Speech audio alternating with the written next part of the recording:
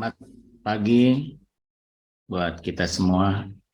Pagi hari ini saya akan membagikan tentang sesuatu yang perlu kita lakukan sebagai gereja Tuhan untuk mengalami revival di gereja kita, yaitu namanya kerendahan hati. Kerendahan hati sesuatu yang mudah dikhotbahkan mungkin seperti pagi hari ini, tapi menjalankannya perlu perjuangan.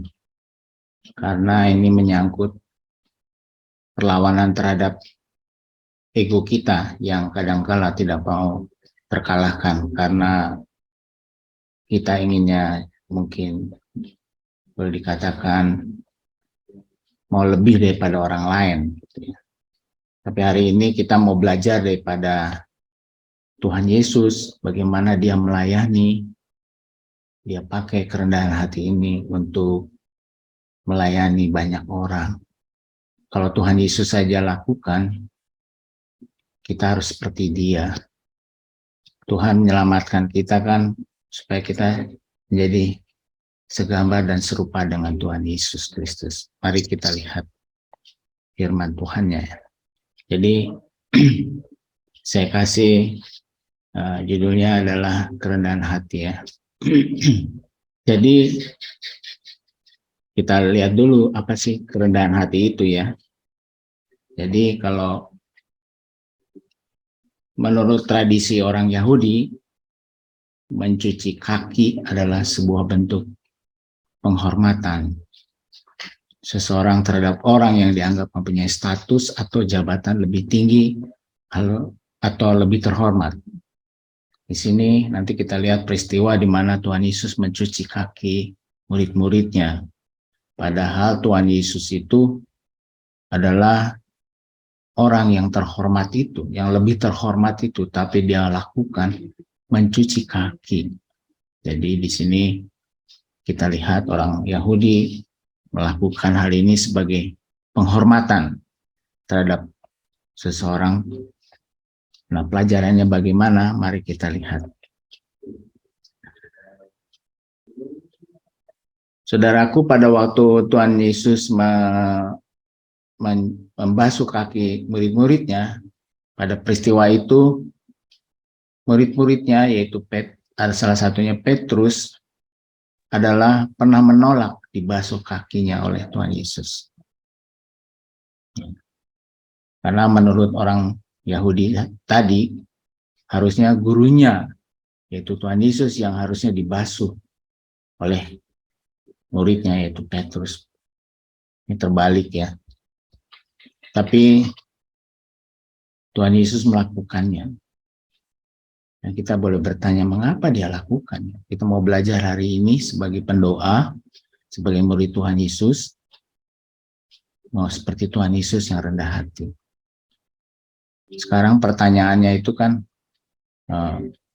apakah kita sebagai orang Kristen, sebagai hamba Tuhan, sebagai orang yang melayani, mau membasuh orang yang kita layani?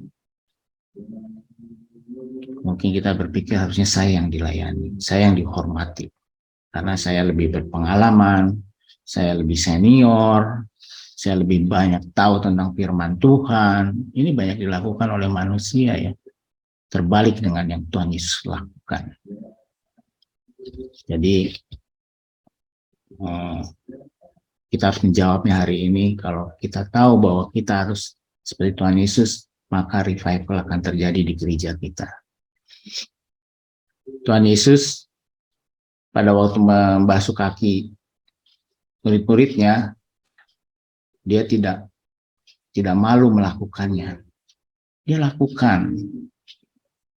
Dia nggak lihat statusnya sebagai anak Allah yang harus dihormati. Dia lakukan. Di sini Tuhan Yesus sedang memberi teladan kepada murid-muridnya, artinya kepada kita sebagai murid-muridnya. Bagaimana kita melakukan kerendahan hati. Nah, nasihatnya mungkin pagi hari ini, kalau ada orang yang mengatakan bahwa saya adalah hamba Tuhan, hamba-hamba Tuhan harus memberi teladan bagi jemaat yang dilayani dengan kerendahan hati. Hamba-hamba Tuhan bukanlah orang yang dibasuh kakinya oleh jemaat yang dilayani, tetapi sebaliknya. Sistem gereja sangatlah berbeda dengan sistem dunia. Sangat berbeda, terbalik sekali. Kalau dunia itu minta dilayani, sedangkan gereja melayani. Kita yang melayani, yang sering berkata, saya adalah hamba Tuhan, adalah orang yang melayani. Mari saudara kita baca firman Tuhan sebentar. Dari Yohanes 13 ayat 4 sampai 7. Ya. Kata demikian, lalu bangunlah Yesus, menanggalkan jubahnya. Ia mengambil sehelai kain lenan dan mengikatkannya pada pinggangnya. Jadi orang yang harusnya dia yang dilayani, Tuhan Yesus melayani. Dia ambil sehelai kain lenan dan mengikatnya pada pinggangnya, tanda seorang hamba atau orang yang akan membasuh. Kemudian ia menuangkan air ke dalam sebuah basi dan mulai membasuh kaki murid-muridnya, lalu menyekanya dengan kain yang terikat pada pinggangnya. Maka sampailah ia kepada Simon Petrus. Kata Petrus kepadanya, Tuhan, engkau hendak membasuh kakiku? Jawab Yesus kepadanya, apa yang kuperbuat engkau tidak tahu sekarang, tapi engkau akan mengertinya kelak. Apa pelajarannya buat kita hari ini sebelum kita berdoa? Kita harus punya kerendahan hati. Ya, punya kerendahan hati. Kita adalah orang-orang yang akan mengalami revival. Revival bukan hanya diperkatakan. Revival akan terjadi dan sebagainya. Tetapi orang-orang yang mau melayani orang lain dengan kerendahan hati adalah orang yang akan mengalami revival. Karena Tuhan lakukan.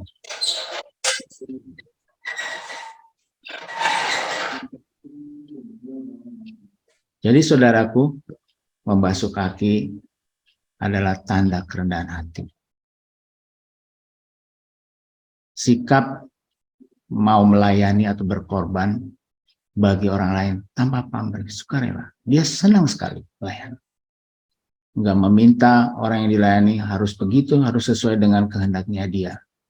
Tetapi dia ada di depan, melayani, berkorban bagi orang lain.